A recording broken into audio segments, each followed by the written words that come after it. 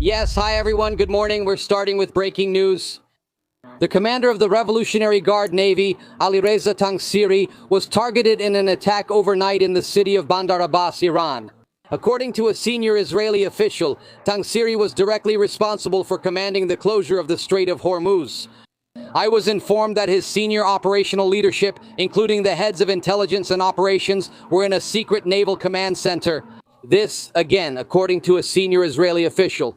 We understand that the damage assessment from the attack is still ongoing, but they believe he was killed in that attack. It was a targeted attack based on intelligence from the United States and Israel, which according to this source continues to demonstrate how deeply the United States and Israel are able to use intelligence operations to penetrate the leadership of the Revolutionary Guard. Now this happens while President Trump says that Iran wants a deal, and Iranian state media claims that officials in Tehran have rejected a ceasefire proposal from Washington. The Wall Street Journal reports that President Trump has told his associates in recent days that he wants to avoid a prolonged war with Iran and hopes to end the conflict in the coming weeks. Intense attacks by Timwa and Israel have hit Iran just in the last 24 hours, targeting more Iranian ballistic missile depots and striking several positions in the Iranian capital. You can see this video here provided by the Iranian Red Crescent. President Trump said the following on Wednesday about the operation. But I tell you, we are winning in a tremendous way. Nobody has ever seen anything like what we are doing in the Middle East with Iran. And they are negotiating, by the way, and they really want to make a deal. But they're afraid to admit it because they think they'll be killed by their own people, and they're also afraid of being killed by us. There has never been a head of state who wanted this position less than the leader of Iran does. The video shows ongoing attacks by the NTU on Iran's military infrastructure. The NTU Central Command claims that more than 10,000 Iranian targets have been hit in 4 weeks of Operation Epic Fury. The CENTCOM commander, Admiral Brad Cooper, said that 2/3 of Iran's missile and drone production has been destroyed. Cooper concluded this about the Iranian Navy. For decades, Iranian warships have patrolled regional waters for decades, threatening and harassing global shipping. But those days are over, because now we've destroyed 92% of the largest vessels in the Iranian Navy. They're not sailing, and my operational assessment is that they've now lost the ability to project naval power and influence in any significant way in the region and the world. The Iranians continue their ballistic missile attacks against Israel, launching 7 separate barrages since this morning. You can see it in this video here. The Israelis are hunting down those launch positions.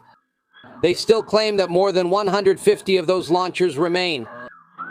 We have some footage of the aftermath of that explosion there, but also here in Israel. After yet another cluster munition attack against the civilian population, this is right on the outskirts of the city of Tel Aviv. 6 injured here are about to die. Cluster munitions. Todd Carley, Urgent, the head of the Iranian Revolutionary Guard Navy, died in a nighttime attack during a joint intelligence operation by the U.S. and Israel. All right, Trey Inks, thank you very much. Let's bring in Steve Yates, former Deputy National Security Advisor to Vice President Cheney. Steve, thank you for coming and talking with us about this. I mean, did you hear Trey's report there? I want to talk about Trump saying that Iran wants a deal. Well, I mean, we're going into the 4th week of this, and you hear Iran saying, no, we're going to reject these deals. What does that mean to you? Well, 4 weeks seems like a long time when we consider our news cycles and the diplomatic back and forth, but when conducting a major military operation, that's relatively quick. To me, this indicates that President Trump is clearly communicating with some people in Iran. We don't have the luxury of knowing who they are, and probably if they were known, their lives would be in danger. But he has been very clear from the beginning that he seeks to make this a short-term operation, at least in military terms. I think we will see a de-escalation in the near future, and then there will still need to be joint operations to manage the situation from now on. But not with this intense pace for the United States. But militarily, we couldn't have asked for a better performance from our armed forces. And the integration and division of tasks with our ally, Israel, will be something that several other allies will study and probably envy. Yes, you said you still need a military presence even with the agreement. For how long would that be? Well, I think that will depend on the conditions, and I believe that President Trump also made it clear during this process that he will offer incentives, but also exert some pressure to ensure that allies with vested interests take on specific roles. There is much that other powers can do to ensure the safe passage of vessels. There is much that other powers can do to ensure peace. From now on, we will probably need some kind of international peacekeeping force. There are inspectors, there are proliferation risks related to nuclear missile facilities, at least to what remains of the missile facilities, and therefore clearly there will be work to be done. I would consider this more as maintenance than as high-intensity operations, but still, there is work to be done, and this burden should be shared by others. Yes, I mean, because when Trump asked for $200 billion last week, it kind of makes a lot of people wonder how long this is really going to last. So I want to play this audio clip. This is from the White House Press Secretary Caroline Leavitt. She promised, quote, to unleash hell on the Iranian regime if they refused a peace deal. Listen to this. President Trump doesn't bluff, and he is prepared to unleash hell. Iran must not miscalculate again.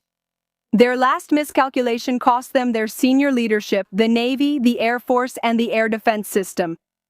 Any violence from this point on will be because the Iranian regime refused to understand that it has already been defeated and refuses to reach an agreement. What is your reaction to that?